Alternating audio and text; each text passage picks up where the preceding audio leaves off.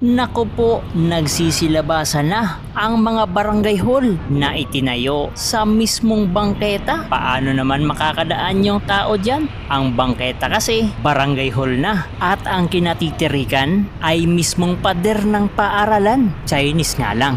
Grabe, dalawang barangay nagtagisan ngayon dito. Goodbye drainage, goodbye bangketa, sinakop na ng barangay hall.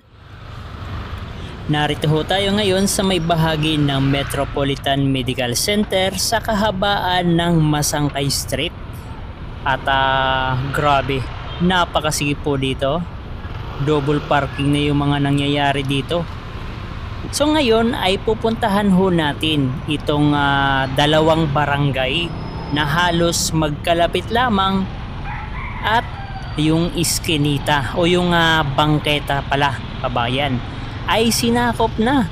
Kawawa yung ating mga kababayan na maglalakad sa bangketa o sidewalk dahil nga naharangan na ng dalawang barangay. So katulad yan, malawak yung ito, ayan, napapansin nyo yan, isang barangay naka-aircon, barangay 261 zone 24. Wala ng bangketa, wala ng drainage. Ito namang sa kaliwa ho natin, barangay, barangay 264 zone 24. Bangketa, wala ng drainage. Grabe mga kababayan. Nagsulputan yung barangay sa panahon nila Lacuna, kabayan, no? Balikan natin para maipakita ko sa inyo kung ano ang sitwasyon dito sa may bahagi ng Masangkay Street. Yung likuran natin, nandun na yung dulo nitong Masangkay Street. So dito natin makikita itong barangay 264 zone 24. Kung titingnan naman natin, may daanan naman itong barangay 264 iskinita, no? Kaso pag may tumambay dyan o may bagbantay na barangay tanod para tingnan yung paligid o kaya magbantay dyan sa labas ng barangay, mahihiya na yung tao na maglalakad sa napakakipot na bangketa. So kahit ako siguro, kabayan, ay hindi maglalakad kapag may nakaupo dyan sa daanan o dyan sa bangketa. O tingnan nyo naman, no? Sakop na yung bangketa. Ayan, kung mapapansin nyo, nagkasya naman pala dalawang tao, pero pati kalsada nilagyan. Itong patrol ng barangay, kabayan, nandito. At isa yan sa nagpapasikip ng trapiko dito. Katabi pa siya ng Chinese school. Ayan, di ba nadaanan natin yung barangay 264? Ito, barangay 261. Wow, green na green mga kababayan. Tingnan nyo naman yung bangketa, yung poste, kabayan, no?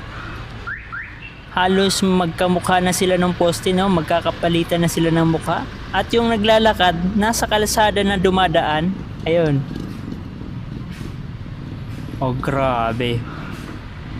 So paano pag may magpark pa pala dyan sa may harapan ng barangay? Edi sobrang traffic na dito sa Masangkay.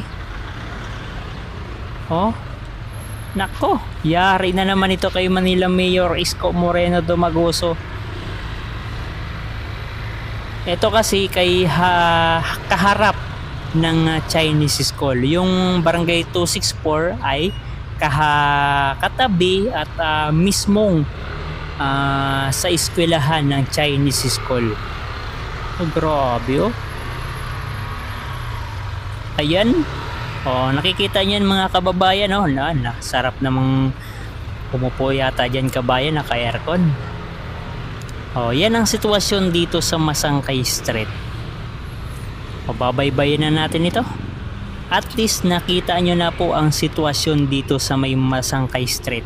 So maraming salamat sa nagbigay ho sa atin ng informasyon na sabi niya ay pasyalan naman natin itong bahagi ng barangay 264 at barangay 261 dahil nga mismong bangketa na umano, hindi na umano, kitang kita na talaga natin mga kababayan na nasa mismong bangketa na. Ang barangay hall itinayo, yung isa bago, yung isa parang masasabi ata natin kabayan mga 2 years ago, or di natin masabi kung kailan itinayo. Pero yung isa bagong bago pa, yung mga naka-aircon. Ayan o, Metropolitan Medical Center. Pag dinerecho natin ito, ang labas na nito ay Recto Avenue. Grabe, mga double parking din pala dito kabayan. Pero meron silang designated area, yun, kulay dilaw. Pwede yata sila mag-park dyan. Pero yung iba, wala namang nakamarka na yellow. Hindi ko alam kung anong ibig sabihin ng yellow na nakita natin, na daanan natin kabayan. Malay natin nakaslagay pala dun is no parking. So ayan ang itsura. Yung mga nagpa-park ng kanilang mga motor, grabe, ang ganda ng paka-park ng iba. Nakabalandra pa. Yung iba, tama naman yung paka-park. Ito naman, mga double parking. Ayan. Grabe. So kaya pala, ayan ay mga parking area pala itong may dilaw. Ayun. At least alam na natin kabayan, na parking area pala yung may color yellow na markings. Pero yung iba, wala namang markings. Ayan kulay dilaw sa kaliwa. Pero kahit may markings na doon sa kaliwa, pwede mag-park. Tingnan nyo naman dito sa kanan, may mga nagpa-park pa rin ng kanilang mga sasakyan. Na kung saan yan po yung nagpapabagal sa daloy ng trapiko dito sa Masangkay Street. Ayan mga double parking. Ang dami sigurong makaklap dito kabayan kapag dinaan nito ng ating MTPB. Katulad nito, mga nakapark. Pag natsambahan ito ng ating MTPB, nako, magsisiga-sigaan na naman, lalong lalo na yung mga taga rito lamang na wala silang maparkingan. Kaya ang napakaganda talaga gawin ng Manila City Hall, kung kaya man, is gumawa ng isang malaking area ba, bilhin o kaya rentahan yung napakalaking area, tapos gawing parking lot. So meron lang mag-a-assist, pwedeng kumita yung ating City Hall. Kaya lang hindi ko masasabi kung sapat ba yung kikitain kumpara kapag nirentahan yung isang buong establishmento o kaya lupa para gawa ng negosyo kumpara sa parking. Yun lang ang hindi ko alam. Pero napakaganda sana ay magkaroon ng parking area. Katulad nito, sumisikip yung daloy ng trapiko dahil dun sa mga nakaparking.